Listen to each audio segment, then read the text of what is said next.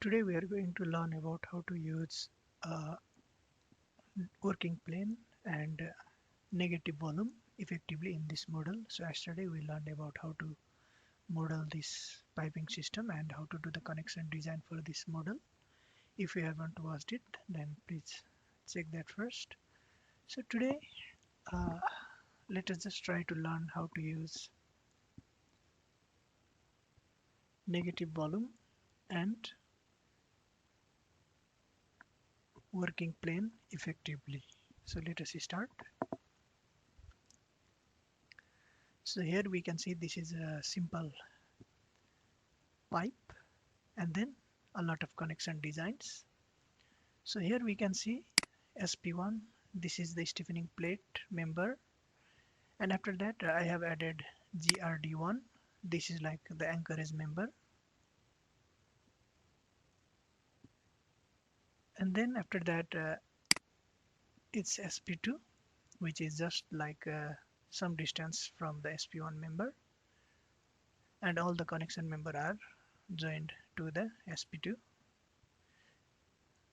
And then after that I have added like 4 stiffening member, SM1, SM2, SM3, SM4 on all 4 sides, SM2, SM3, SM4, and after that I have added one cut member, P cut member. So P cut member is this one. For cutting off the plate we use P cut member, and for cutting off the member we use the cut operation. Since we are just cutting the plate, so we are using P cut operations like this. And here we can see uh, our SP2 member has been cut by SM1, and the cutting member is surface. So if I remove this one, then you can see what I have done. So if I remove this P cut one, then we can see this thing has been added. So we don't want this, so I have just removed that one. And then after that I have inserted a working plane. So working plane is almost similar to as a cut member, but it is a bit quite easier as compared to the cut member. So here we can see a working plane has been inserted between this stiffening plate SP1 and stiffening member, all the stiffening members.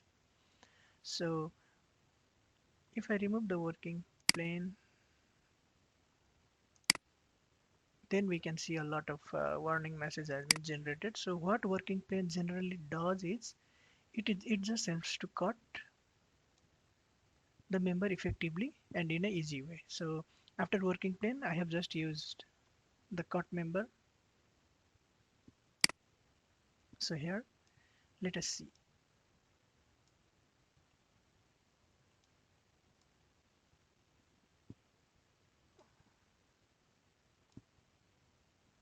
here. So let us check like here in cut 1 the member is stiffening member 1. This is stiffening member 1, and cut off part it's beginning. So since the working plate is just at the intersection between SM1 and SP1, so cut off part, there is two things in cut off part, it's beginning or end. If I click on end, then we can see. So beginning is the starting from the intersection parts to the upward, and end is like from starting part to the downward, and we don't want this. So we just want to cut the downward portion. So just to beginning, and it will just cut here two members from this point, cut by working plane 1, cut by working plane 1 and offset. So if we just try to play with it, we can see if we do -10, then the length of our stiffening member has been increased and so on. So let us just do 0, and then it will occur, and it is applicable for all the stiffening members. So if I do cut to, then our cut to member has been cut with respect to this SP1 member.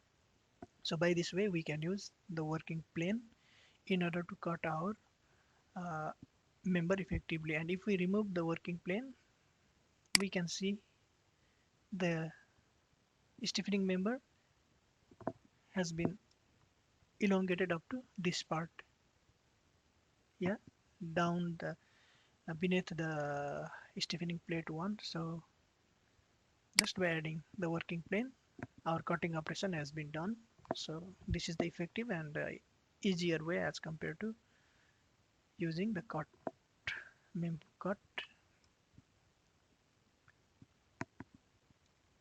member effectively by the working plane. So after that, let us go in the negative volume. So how to use the negative volume and what is negative volume?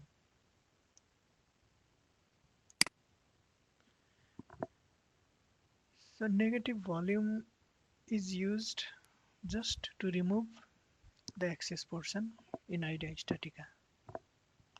Like here I have added a negative volume. So this is a rectangular member having a length of 400 meter overall, like length of the pipe. And then after adding the negative volume, so what it done is like it just cut the unnecessary surface. We can see this one. If we just remove the negative volume, then we can see this is our complete circle. This is our complete circle here. So negative volume just eliminate the unnecessary portion of the circle. So uh, negative volume should always be followed by a cut member. So let us see SP6. So this is our SP6 member, and then it is just a circle having radius of 150. So this is our member SP6, and this is full circle if we don't use this one. So this is our member SP6. After that we use the P-cut 11. So what do you mean a P-cut 11 is like I am cutting the item SP6 with SP3. So if I use this operation, then we can see cut in between these two portion with the weld, yeah, contact weld. So after cutting this portion with this one, I am gonna add a cut of operation with negative volume. Here we can see the SP6 cut by negative volume. So this member has been cut by this one, so we can only see the member this portion up to this one. So and then cutting method, it's by surface. So if you use surface, then it will just follow the surface of this member and it will cut effectively. And if we go to offset and try to play with this one, suppose if you do 20, then we can see this is our negative volume and 20 millimeter offset has been done from this person to this person. So and if you do minus 20, we will see the upward cut, and this is like geometrically not correct, so we just do 0 as per the customer requirement. So we have cut this by this and then cut this by this. After that we use P-cut 13. So what P-cut 13 does is it just add a weld between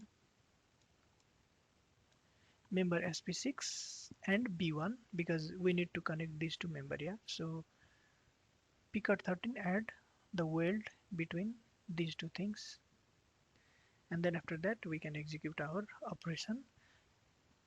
And we have to do this for all the members. So this is SP6 and for this side it should be SP7 like this. So and for this one it will be SP8, 9, 10, 11. So we don't have to think like we can't think like this, since this SP6 is a circle, so we can do it for this person and this person. No, it's wrong. We have to make another member like SP7 and do the same process repeatedly until we get the finished product.